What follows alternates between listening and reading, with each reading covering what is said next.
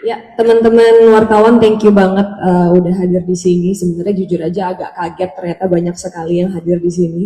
Eh, jadi sebenarnya memang percakapan atau diskusi yang tadi saya jalankan bersama Pak Menteri, thank you banget Pak, udah menerima saya juga dengan untuk invitation-nya juga. Sebenarnya tujuannya untuk belajar sih, ya Mas dan Mbak. Belajar apa sih sebenarnya undang-undang itu, karena karena saya warga negara Indonesia, saya maunya taat sama undang-undang kan gitu, saya berdiri bersama undang-undang.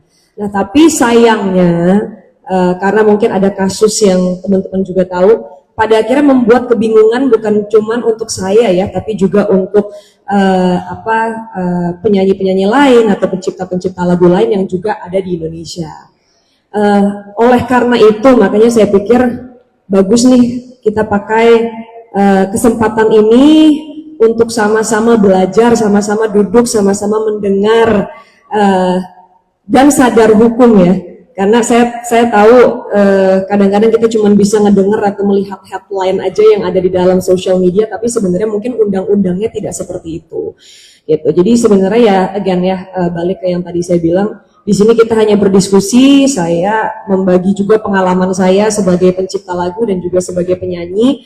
Pada saat lagi di Amerika Serikat juga LMK-nya seperti apa, saya sendiri actually bagian dari dalam tanda kutip LMK di Amerika Serikat, yaitu BMI selama 12 tahun gitu, menjadi songwriter di sana juga gitu. Nah itu yang tadi kita juga sempat bahas ya Pak ya, dan semoga ini bisa membantu ke depannya supaya tidak ada lagi salah tafsir dari undang-undang gitu. Ini gue yakin pasti banyak yang gak tahu. Agnes Mo sempat kena masalah royalti di tahun 2024. Ini gue jelasin, kalian nonton sampai habis. Jadi di bulan Juni 2024 si Agnes Mo ini dilaporin sama Ari Bias atas dugaan pelanggaran hak cipta untuk lagu Bilang Saja yang diciptain oleh Ari Bias. Menurut informasi yang ada, si Agnes Mo ini udah menyanyikan lagu Bilang Saja selama 3 kali pada saat konser. Yang padahal si Agnes Mo ini tuh belum minta izin ke sang pencipta lagu. Dan baru-baru ini di Februari 2025, Ari Bias ini resmi memenangkan gugatan di pengadilan dan Agnes Mo harus membayar denda sebesar 1,5 miliar rupiah. Tapi Agnes Mo masih bisa untuk mengajukan kasasi pada pengadilan. Sampai-sampai Ahmad Dhani ikutan berkomentar. Intinya dia bilang yang namanya penyanyi harus memahami izin dan royalti. Nah, akhirnya hari ini keluarlah klarifikasi dari Agnes Mo sendiri. Menurut penjelasan pada podcast ini, pencipta lagu itu wajib mendapatkan royalti apabila lagunya itu dipakai. Tapi yang berkewajiban untuk memberikan royalti itu seharusnya si penyelenggara atau artisnya sendiri, si Agnes Mo-nya, apabila acara tersebut emang dibuat sama Agnes Mo-nya sendiri. Tapi apabila dia cuma diundang jadi pengisi acara, yang wajib membayarkan royalti itu adalah si penyelenggara. Dan nominalnya itu sekitar 2% dari total penjualan tiket. Di tengah-tengah penyelenggara dan pencipta lagu, itu ada yang namanya LMK atau Lembaga Manajemen Kolektif. Melalui LMK inilah yang menjadi perantara pembayaran royalti. Makanya kenapa si Agnes Mo-nya itu bingung kenapa gue yang dilaporin, padahal jelas-jelas harusnya menurut undang-undang itu harus penyelenggara yang membayar. Makanya kenapa si Agnes Mo ini lagi mengajukan kasasi ke pengadilan. Menurut Agnes Mo-nya ini tuh bukan masalah uang 1,5 miliarnya, tapi yang ditakutin masalah ini tuh akan jadi contoh untuk kasus lain dan akan semakin banyak musisi yang dirugikan. Kita doain semoga masalahnya cepat kelar dan kebenaran bakalan terungkap. Yo guys, balik lagi bersama saya tentunya Uki Kevin. Nah kita lanjut dalam pembahasan segmen baru ya, tapi ya ini konflik Ari Bias dan Agnes Mo. Ahmad Dhani revisi UU Cipta Kerja, katanya seperti itu guys. Waduh, ini lagi viral ya. Agnes Mo yang dituntut ya, didenda 1,5 miliar ya. Nah kita lihat berita seperti apa guys. Wah, lagu itu ya yang Bilang Saja. Keluarnya putusan Pengadilan Niaga Jakarta Pusat yang mengharuskan Agnes Mo membayar royalti sebesar 1,5 miliar rupiah lantaran tidak meminta izin dan memenuhi pembayaran royalti ke Ari Bias untuk lagu ciptaannya Bilang Saja, membuat Agnes Mo menyentil soal keserakahan yang diduga menjadi motif Ari Bias melakukan gugatan lewat media sosialnya. Berdiri teguh untuk memihak kebenaran yang sesungguhnya tidak pernah mudah.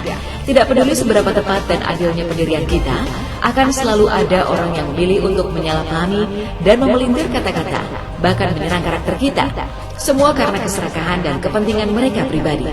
Tulis Agnes Mo. Agnes pun bersiap untuk melakukan perlawanan hukum dengan mengajukan kasasi. Tudingan serakah yang ditulis Agnes mengundang reaksi dari para pencipta lagu yang tergabung dalam Asosiasi Komposer Seluruh Indonesia atau AKSI. Pio sebagai ketua AKSI mempertanyakan ungkapan Agnes tersebut. Kita ingin tahu unsur keserakahan kita dari mana. Karena pada dasarnya setiap manusia atau setiap umat manusia itu diciptakan menurut porsinya masing-masing. Porsinya pencipta, porsinya penyanyi, porsinya I.O, penyelenggara. Dan mereka mendapatkan porsi masing-masing. Nah, selama ini kami tidak mendapatkan, para pencipta lagu ini tidak mendapatkan porsinya, tidak mendapatkan hak yang sewajarnya. Selama ini kita tidak mendapatkan porsinya, tidak mendapatkan hak yang sewajarnya, tidak memberikan manfaat ekonomi bagi para pencipta lagu. Jadi letak keserakahannya di mana itu yang nanti kita tanyakan.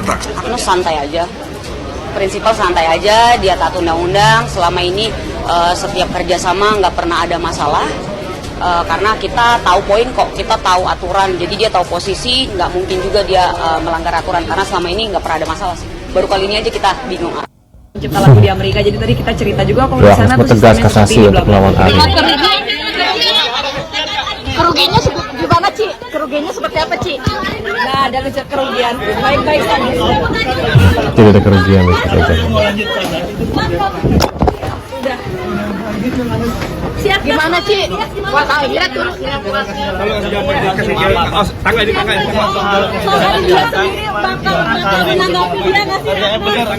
Kan udah nonton podcastnya aja. Tuh, nonton podcastnya aja. Aduh, kok didorong?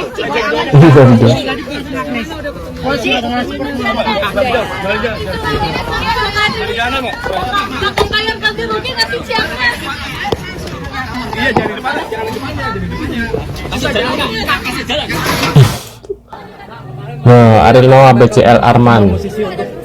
Ngomongkan terkait royalti dan hak cipta. Mas Dhani kan bilang mengumpulkan musisi, Kang Ahmad tanggapannya seperti apa?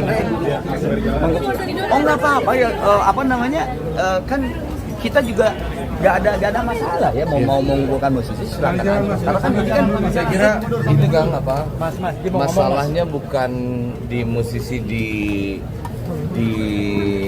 pencipta dan segala macam. Kita tadi kan salah satu yang kita bicarain adalah Sini Ariel tua banget ya. kinerja LMK ya. betul. Terus juga Ya itu benar. Bang Boril, dengan adanya diskusi ini berharap keresahan-keresahan berikutnya segera tertangani nggak sih? Amin. Iya kalau dong. ada pemerintah langsung turun tangan, mudah-mudahan secepatnya selesai sih polemiknya gitu. Terima kasih ya. Sambil jalan. Maaf ya. Ada acara lagi soalnya ada acara lagi, maaf ya. Mohon maaf ya, tadi udah dapat ya. Maaf. Waduh. Atas Kementerian Hukum terkait isu royalti dan cipta lagu. Tadi kan udah diceritain. Enggak cuma diskusi aja, cuma cerita aja, kira-kira seperti apa. Seperti yang tadi sebenarnya saya ngomong ya, saya itu kan ngikutnya undang-undang aja gitu. Tapi ternyata memang banyak yang belum paham tentang undang-undang itu seperti apa. Bahwa undang-undang hak asasi dan peraturan pemerintah sama peraturan menterinya itu nggak bisa dipisahin gitu. Itu satu kesatuan gitu. Cuman ya memang ya tadi kita juga cerita juga selama saya di sana, saya juga kan bagian dari dalam tanda kutip misalnya LMK dari ya pokoknya di sana lah sebagai pencipta lagu di Amerika. Jadi tadi kita cerita juga kalau di sana tuh sistemnya seperti ini bla bla bla. Nah, Ahmad Dhani masih banyak penyanyi. Bentar. Mas, Ahmad Dhani masih banyak penyanyi yang bermetal maling katanya guys. Waduh. Wajahnya. Kalau misalnya ada penyanyi yang ngotot bahwa nyanyi aja yang penting bayar, nah itu kebanyakan kelakuannya maling tuh, kebanyakan itu tuh. Waduh. Jadi itu yang mungkin banyak penyanyi yang belum paham.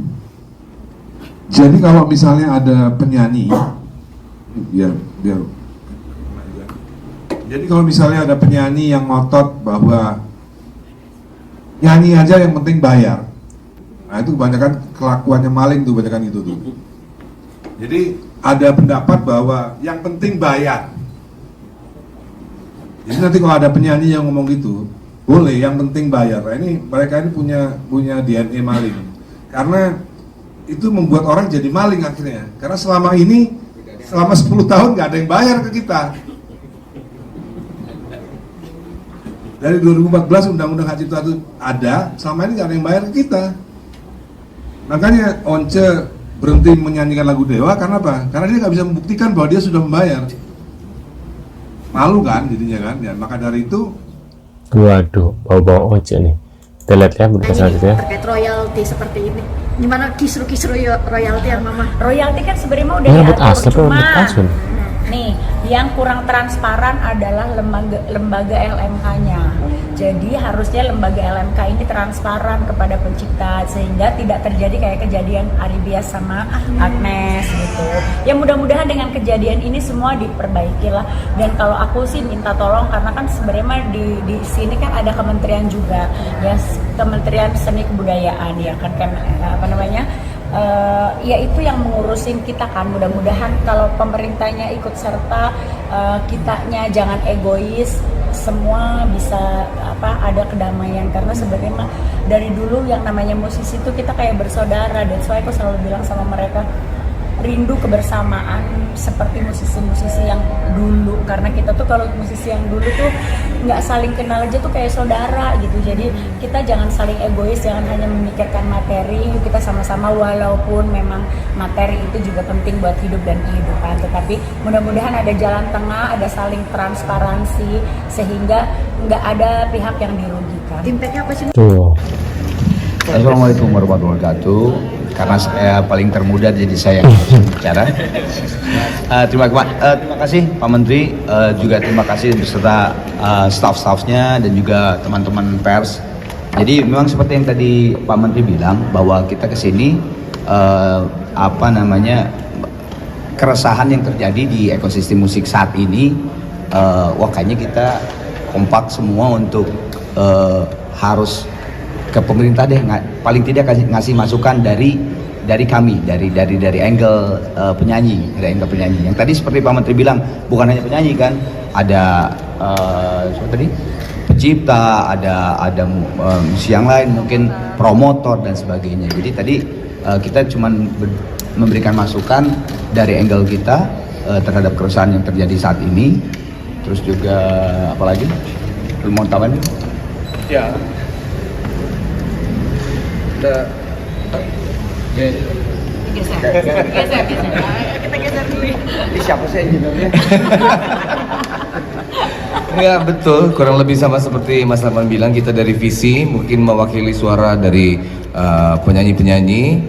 Kita tahu bahwa ada polemik belakangan ini. Kita pengen sih sebenarnya biar yang berwenang yang langsung mengurusi. Kita minta negara untuk bisa turun hadir menengahi ini dan mudah-mudahan secepatnya bisa selesai permasalahannya begitu kira-kira.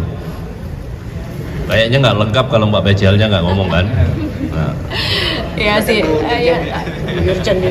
dan teman-teman ya yang pasti seperti sama ya, karena kita tadi sudah berbicara. Yang pasti kita di sini dari visi kita para penyanyi ingin menyuarakan kalau kita pingin segera ada solusi supaya kita bisa menciptakan ekosistem musik yang baik untuk semuanya, fair dan baik untuk semua pihak yang ada gitu. Jadi kita inginnya segala sesuatu ini jelas, damai, dan fair. Kalau aku itu sih ya, yang penting kita fair buat semuanya.